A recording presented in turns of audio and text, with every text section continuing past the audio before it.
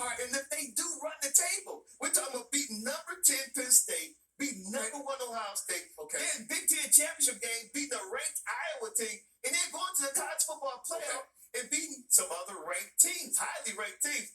That's not a tainted season whatsoever, because those are the games that mean the most. And at that point, they're playing those games clean because we don't have the sign guy kind of staff anymore. Well, Des, if you went out there committing crimes, right, and then you decided that you're going to fly straight and you're going to be a law-abiding citizen, it doesn't eradicate the fact that they bust you for the damn crimes that you committed prior to you going straight.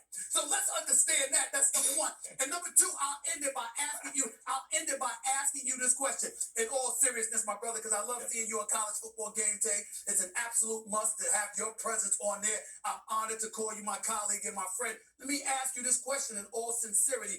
As a graduate, as a guy that won the Heisman at Michigan, being the star-studded dude that you were, we have the college football players. Let me ask you this. Watching college football game day, and Michigan is in the postseason, but the investigation is open. Neither the NCAA nor the Big Ten come to a conclusion. How are you going to feel if you're sitting up there and the investigation is still open and you got people questioning the legitimacy of them getting there because of past alleged transgressions? Not the Ohio State win, Penn State win, or anything like that. Just their past transgressions and the path that they took to get here, where people are suspicious about last year, suspicious about 2 years ago, suspicious about this year. You're going to sit up there talking about that. How are you going to feel about that?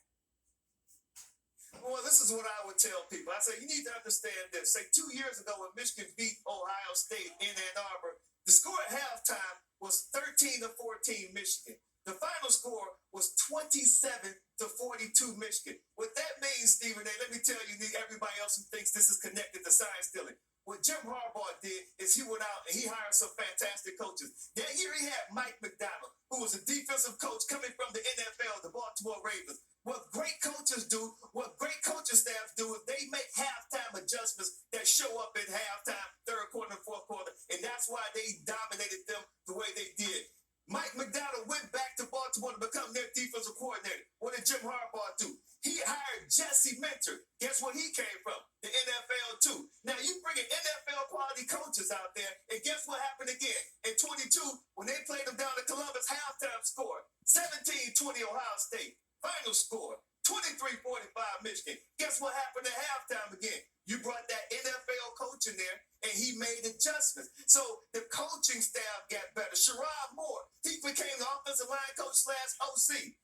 The offensive line in 2021 and 2022 won the Joe Moore Award. Stephen, that has never happened in the FBS, where the same team was the best offensive line unit of the year award in back-to-back seasons. They controlled the line of scrimmage. That has nothing, absolutely zero to do with stealing signs or knowing signals, because you dominate in the trenches.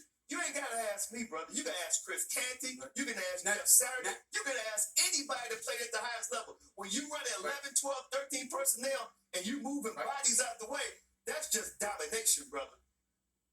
Let me say, I'll close by saying this. Because of Desmond Howe and what you just explained, I'll happily stand down. That's the kind of argument that I believe Michigan will need in order for all of us to fall back. That makes perfect sense. I got no problems with it. That's why I'm happy and proud to have you on the show. Because damn it, you know what I don't know. Ain't no problems with it. But damn it, that's the first time I heard that. Because everybody else been dancing around the issue about the investigation. You brought football home. You said, yo, between the lines, this is what the hell is happening. I'm good with it. I'm good with it. That's what we're going to need to hear. If Michigan's in the strong case right there. Strong case. I'm good with it. I'm good with it. All right, Des, appreciate you. Enjoy Athens. Appreciate